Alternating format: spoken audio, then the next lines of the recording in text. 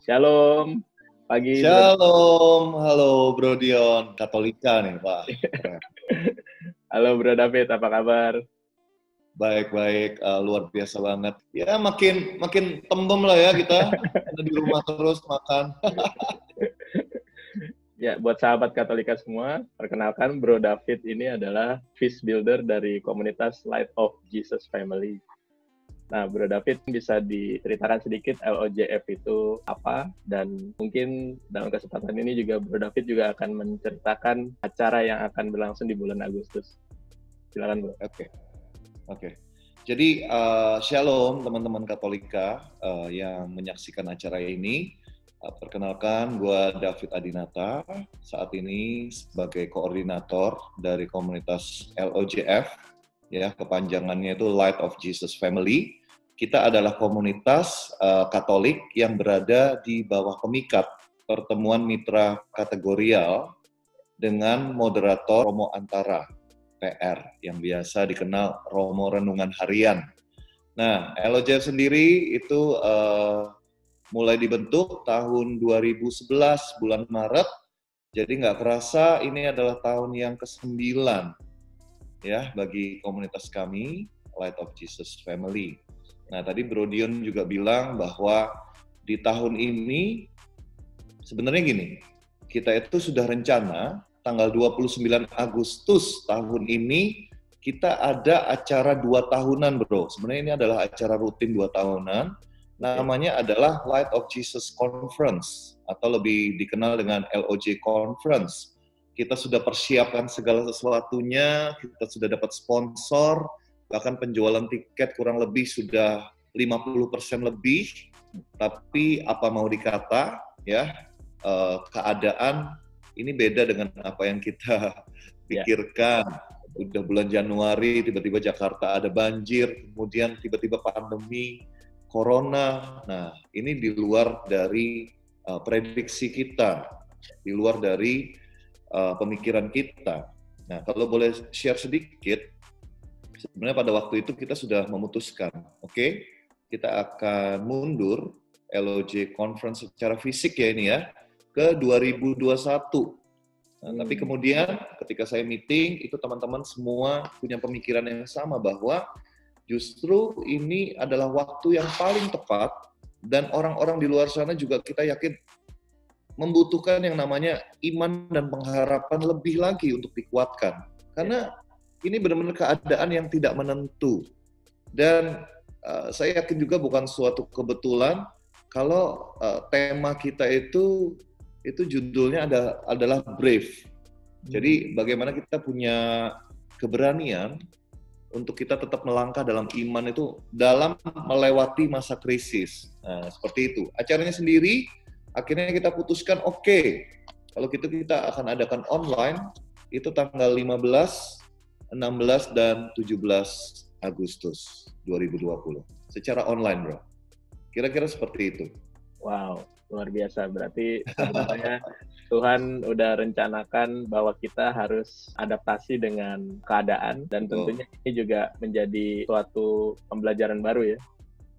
Karena yang saya ketahui juga LOJF itu tiap Sabtu yang biasanya mengadakan feast sekarang juga berpindah ke online ya Bro ya. Semua online, kita mengikuti apa yang menjadi kebijakan dari Keuskupan Agung Jakarta juga ya.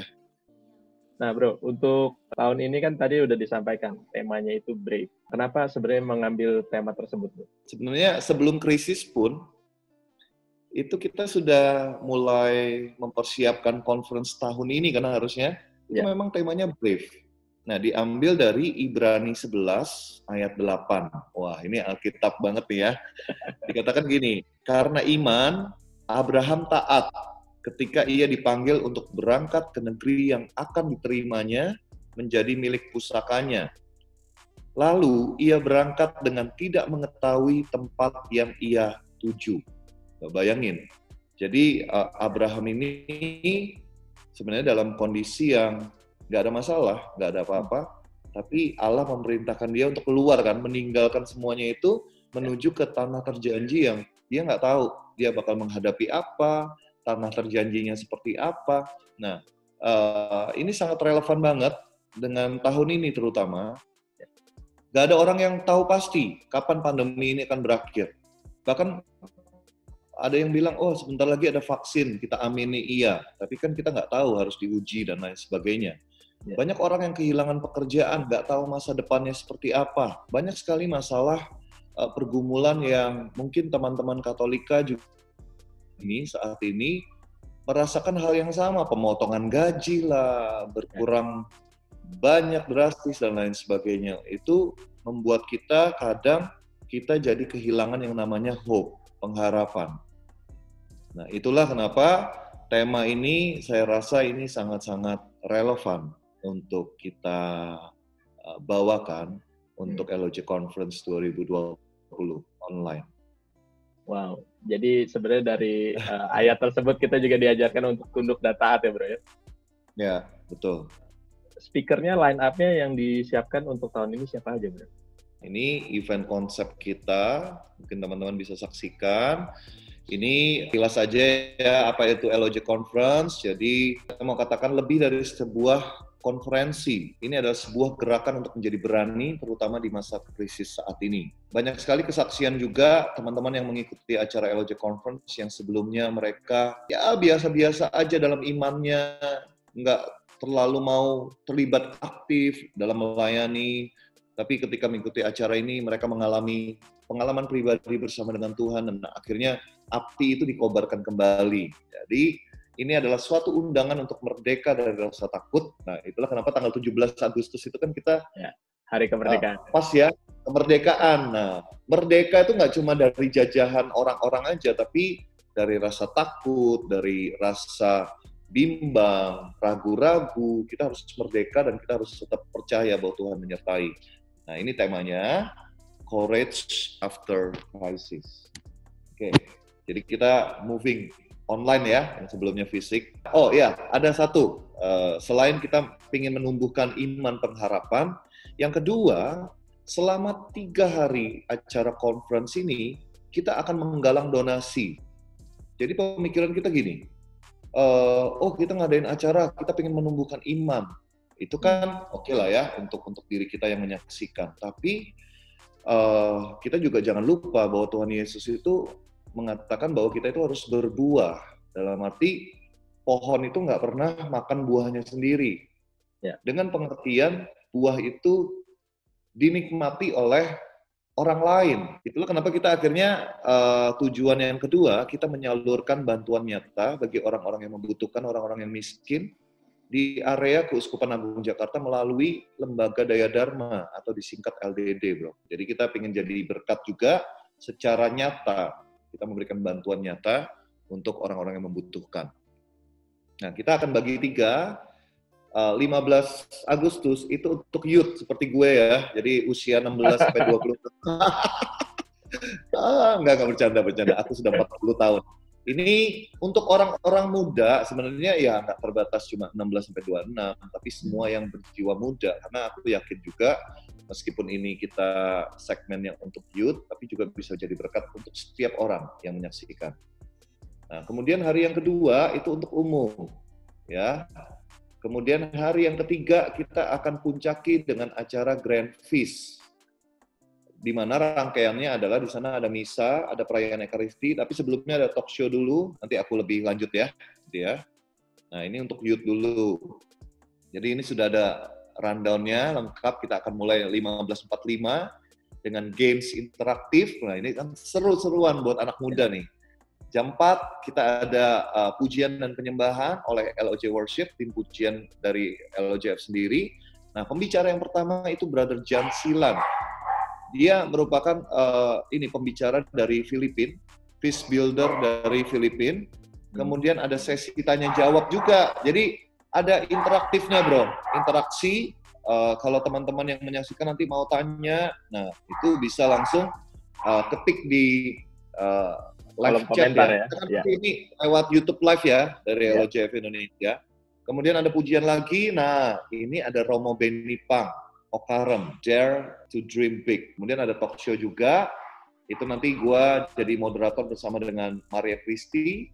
Terus ada narasumber, nah ini anak-anak muda pasti ngerti nih, Jerome Pauline, si jabat.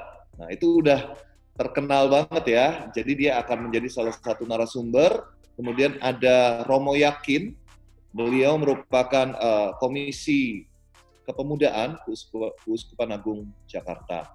Ini Maria Christi ini member dari LOJF ya.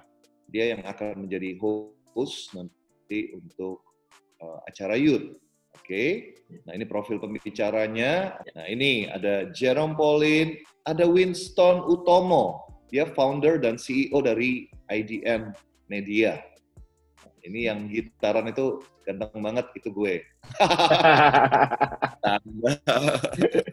Oke, ini yang untuk umum. Untuk umum, ya aku lanjut aja. Nanti ada opening trailer dan performance itu oleh Angela Julie. Dia juga member dari LOJF, dari LOJ Worship, bersama putranya Hansel.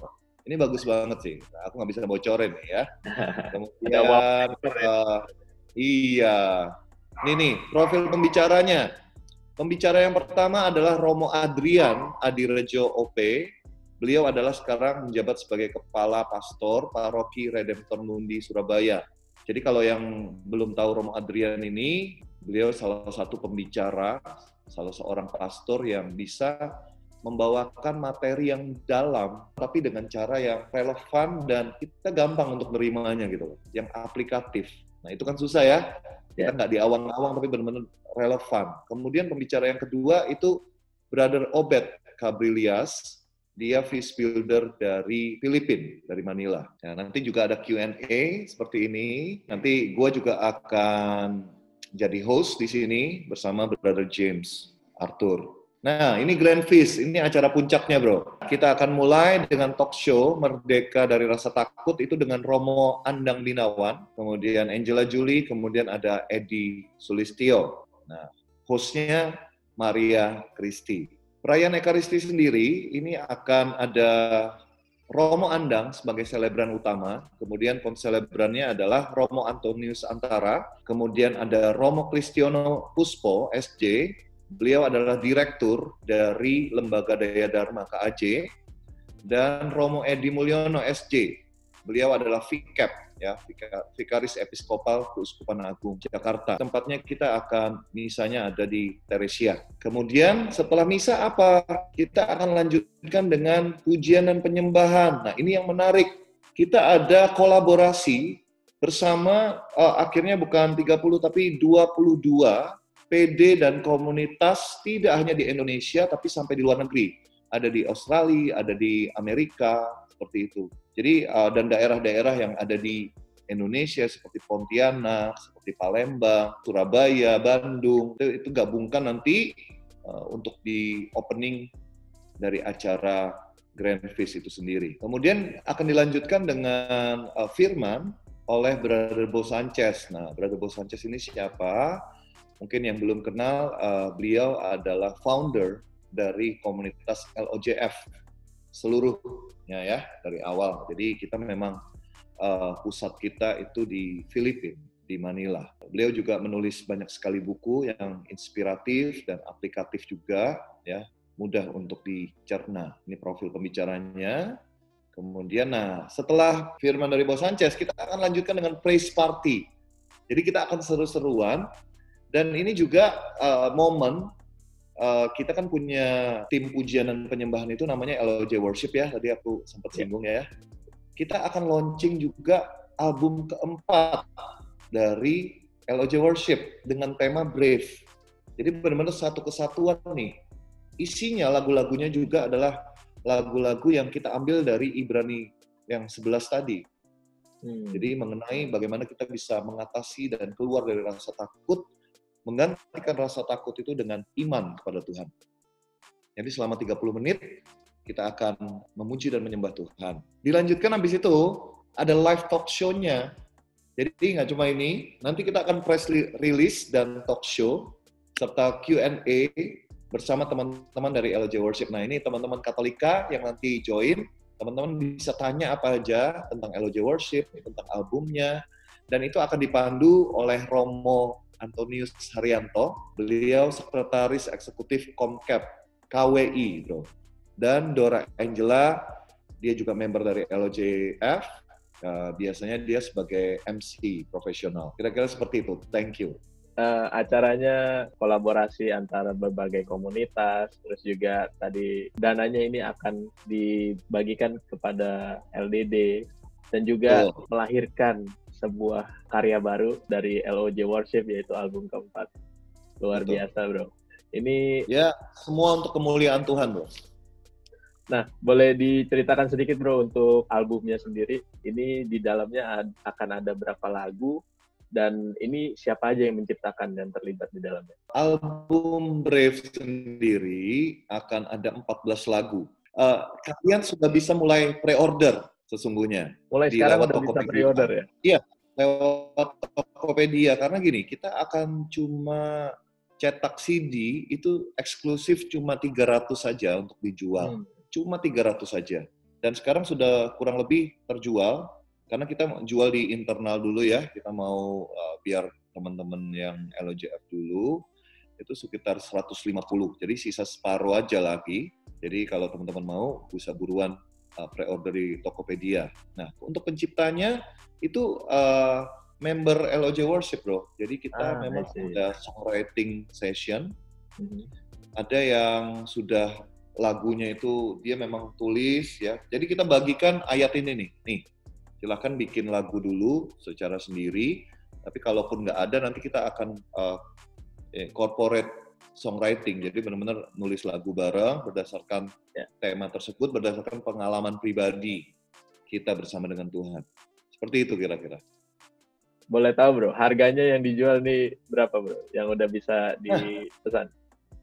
Harganya ini, itu kita jual di angka 75.000. Gitu. Jadi sebenarnya nggak terlalu mahal, dan juga teman-teman dengan kalian membeli album ini, kita sih bukan cari untung buat member LOJ Worship nih buat ini, enggak, kita nggak dapat apa-apa sama sekali. Kan kalau misalnya di sekuler apa ya, yang nyiptain lagu dapat, yang nyanyi dapat duit, enggak. Kita memang sudah bersepakat satu hati juga bahwa tujuan kita berkarya ini untuk memberkati. Jadi setiap rupiah yang nanti masuk ya dalam bentuk pembelian CD, itu kita akan gunakan untuk proses album berikutnya juga, atau mendukung pelayanan dari LOJ Worship, seperti itu. Wow, luar biasa. Boleh loh kalau mau, aku nggak mau 75.000, aku mau kasih 100.000, 150.000. Wow, oke banget, karena juga bukan buat kita juga kok, buat pelayanan juga. Bro, nantinya akan ada bentuk digital seperti masuk di Spotify dan lain-lain? Oh, itu pasti, karena sekarang adalah dunia digital. Tapi kenapa kita tetap cetak CD? Karena beda ya, kita punya fisik itu bisa jadi, it's very memorable gitu loh. Sedangkan kalau digital, ya oke, kamu bisa dengerin atau apa, tapi kalau kamu punya fisiknya itu, kamu bisa lihat yang nulis siapa ini, lengkap lah pokoknya. Itu. So, jangan lewatkan hanya 300, sisa 150. Iya, sisa 150. Nah, bro, untuk terakhir, kita di Katolika ini ada challenge nih, bro. Apa? Kita percaya kalau 7 itu adalah angka kesempurnaan ya, bro ya? Ya. Jadi, saya minta untuk Bro David untuk sebutkan 7 hal kenapa kita harus ikut LOJ Online Conference 2020. Oh gitu, harus 7 nih, beneran. Yang pertama ya, karena bagi kita, ini materinya ini sangat bagus dan relevan dan dibutuhkan untuk keadaan sekarang ini untuk membangun pengharapan kita, itu yang pertama. Ya. Kemudian yang kedua, itu pembicara-pembicara itu yang kita pilih, yang kita undang itu bukan pembicara-pembicara baru, tapi memang sudah dikenal secara kualitas dalam membawakan materi, cara membawakannya, contoh-contohnya, dan kehidupan mereka sehari-hari juga itu benar-benar melakukan hal tersebut. Nah ini, karena banyak orang yang pintar ngomong, tapi belum tentu kehidupannya itu sesuai dengan apa yang dibicarakan, dibawakan. Kemudian yang ketiga, ini akan ada talk show interaktif dengan pembicara dan narasumber. Nah, ini kan menarik. Jadi nggak cuma satu arah, tapi dua arah. Makanya seru nih teman-teman, kalau ada pertanyaan nanti habis lihat acaranya, yuk tanyain sama narasumbernya, nggak apa-apa. Seperti itu. Kemudian yang keempat, kita bisa klaim bahwa sampai saat ini, sampai punya konferensi menggunakan hanya lagu-lagu Katolik aja. Bro, boleh carilah kebangunan rohani mana, konferensi Katolik mana yang hanya menggunakan lagu-lagu Katolik karya sendiri. Jadi kita sudah mulai, ini identitas kita dari 2013, kita bikin acara Grand Feast, kemudian 2016, 2018, kita nggak pernah pakai lagu-lagu orang lain, apalagi dari teman-teman dari gereja lain, nggak. Kenapa sih? Bukannya kita nggak suka lagu mereka, kita sangat diberkati, tapi kita pingin ya acara Katolik bisa dibawakan itu dengan lagu-lagu hasil karya anak-anak Katolik sendiri. Nah, ini beda ya. Kemudian yang kelima, kenapa teman-teman kita ajak untuk harus hadir secara online dan support acara ini? Karena tujuannya juga pertama adalah membangun iman. Yang kedua, kita ingin membantu seperti yang aku jelaskan tadi secara nyata, memberikan donasi melalui lembaga Daya Dharma. Ya, dengan harapan 3 hari ini kita bisa menggalang banyak donasi. Sekedar share aja, agak panjang dikit. Yeah. Sabtu yang lalu aku itu pergi ke katedral, ketemu namanya Pak Pipit. Dia adalah salah satu relawan di LDD. Nah, waktu kita ngobrol, aku kan ngambil foto, ngambil video kan untuk kebutuhan nanti promosi. Nah, ada lewat satu om. Dia adalah relawan LDD itu. Dia bilang gini, dia share, dia itu minggu sebelumnya itu pergi ke satu daerah di daerah Muara Angke kalau nggak salah.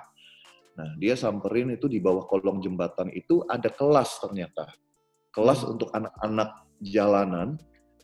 Itu dia bilang ruangannya itu kecil, tapi di situ ada 79 anak kecil ya. Dan ada guru yang volunteer ke sana.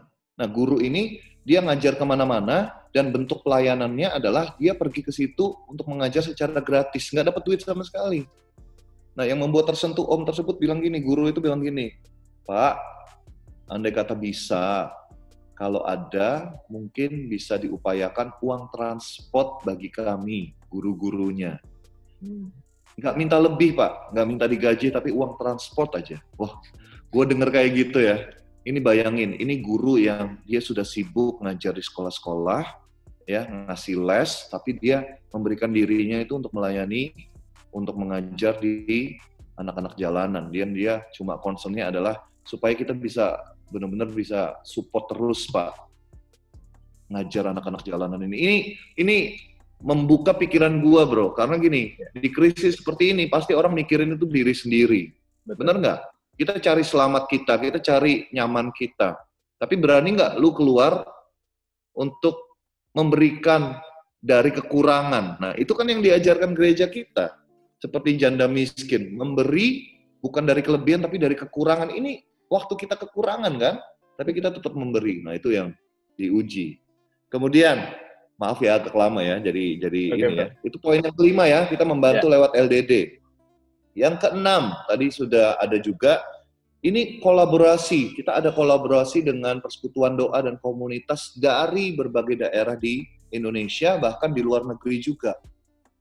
Seperti itu. Jadi kita pingin semangatnya adalah gini, kadang-kadang komunitas atau PD itu tanpa disadari, itu bukan malah bersatu, tapi jadi kayak malah saingan atau berkompetisi. Oke?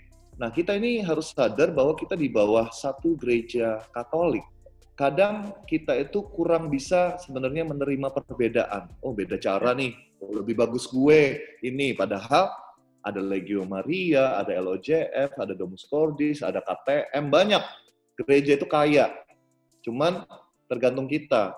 Kita sudah cukup dewasa nggak untuk kita bisa saling merangkul dalam perbedaan. Jadi jangan ngomong keluar dari agama Katolik dulu untuk merangkul perbedaan. Kadang di dalam gereja Katolik sendiri itu itu saling klaim yang paling oke siapa. Nah, ini kita ingin itu bisa dihancurkan. Temboknya itu, batasan itu, untuk bersatu hati kita benar-benar untuk memuliakan Tuhan.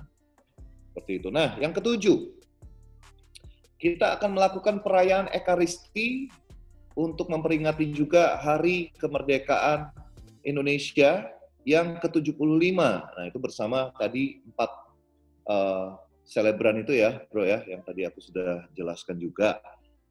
Nah, jadi aku rasa itu sudah 7 poin loh itu. Udah 7 poin. Wow, challenge accepted dan akhirnya bisa menyelesaikan dengan baik. 7 poin. Nah bro, ini ada beberapa pertanyaan juga yang masuk di Instagramnya Katolika.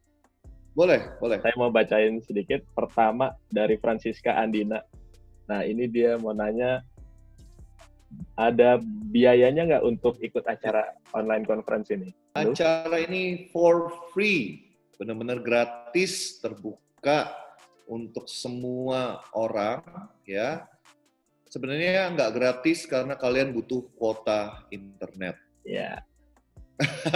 Itu aja. Jadi modalnya cuma kuota internet ya bro ya? Modalnya kuota internet dan waktu dan hati sih. Kita pengen orang ini nggak nonton pertunjukan, tapi benar-benar ini apa ya, konferensi. Ya. Kita terlibat di dalamnya. Yang kita bisa lakukan sebenarnya adalah gini, waktu pujian ya kita benar-benar sungguh-sungguh memuji. Waktu kita firman ya usahakan kita menghormati pemberitaan firman, konsentrasi, fokus. Cuma itu aja sih yang kita bisa himbau ke teman-teman yang nanti menyaksikan. Ada lagi, satu lagi bro. Ya. Karena temanya brave, boleh sebutkan keberanian apa yang sepanjang seumur hidup itu pernah dilakukan sama Bro David? Keberanian gua adalah gini.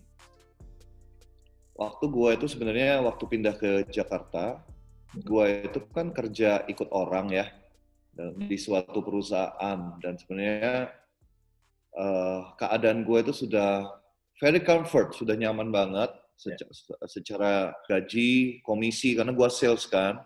Kemudian fasilitas mobil, asuransi, kesehatan, semua tercover. Tapi waktu itu ngobrol sama istri gua, Yolanda, kita kan punya visi yang sama, misi yang sama. Kita ingin berkarya lebih untuk membangun istilahnya gereja Katolik, terutama kaum mudanya gitu loh. Nah, dengan gua ikut orang, meskipun gua secara penghasilan itu oke, fasilitas oke, tapi gua terbatas untuk waktu.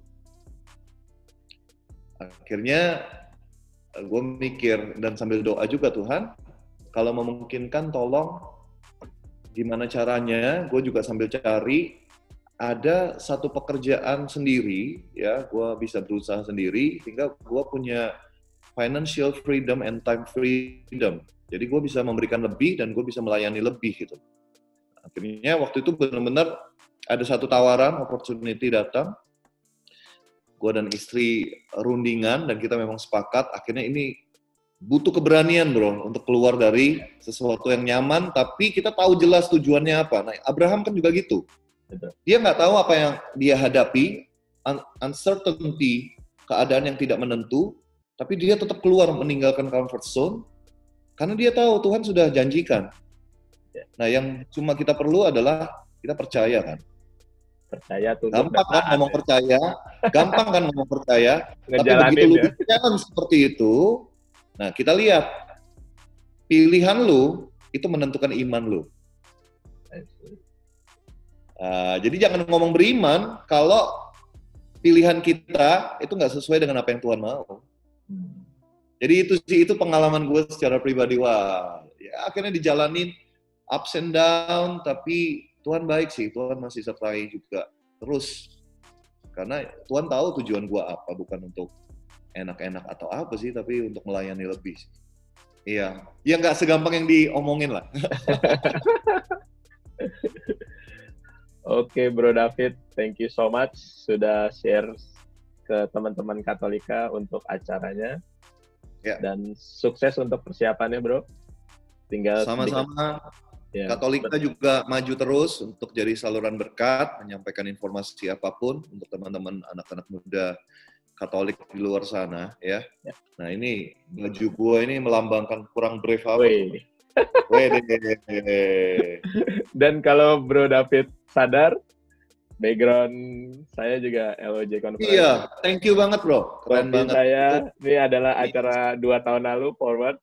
Dan baju saya Mantap. adalah Unshakable. Luar biasa, luar biasa. Mantap, bro. Thank you supportnya sekali lagi. Ya. Oke, for the closing ada yang mau disampaikan dari Bro David? Yang gue mau sampaikan adalah bagi teman-teman Katolika yang menyaksikan acara ini, please join our conference ya. Ini bukan tentang komunitas LOJF sih, tapi ini konferensi Katolik. Jadi setiap kita yang Katolik, bahkan nggak cuma terbatas Katolik, mungkin ada juga teman-teman kita dari denominasi atau bahkan tidak mengenal Tuhan Yesus. Kalau mereka mau join ini, makanya kita buka untuk umum, bebas. Tapi bagi kalian yang menyaksikan, please join. Ya, selama 3 hari jangan putus karena ini setiap materi, setiap talk yang kita persiapkan semuanya itu sebenarnya sangat-sangat penting untuk jadi fondasi kita untuk melangkah ke depannya seperti apa. Gitu. Kira-kira seperti itu, bro. Dan jangan lupa juga mohon doakan, mohon support terus ya acara ini, juga support dari LOJ Worship karena kita pingin orang-orang Katolik itu punya lagu-lagu rohani yang alirannya kontemporer seperti kita itu kita punya sendiri gitu loh. Ya. Mendukung karya dari anak-anak Katolik. Itu aja, bro.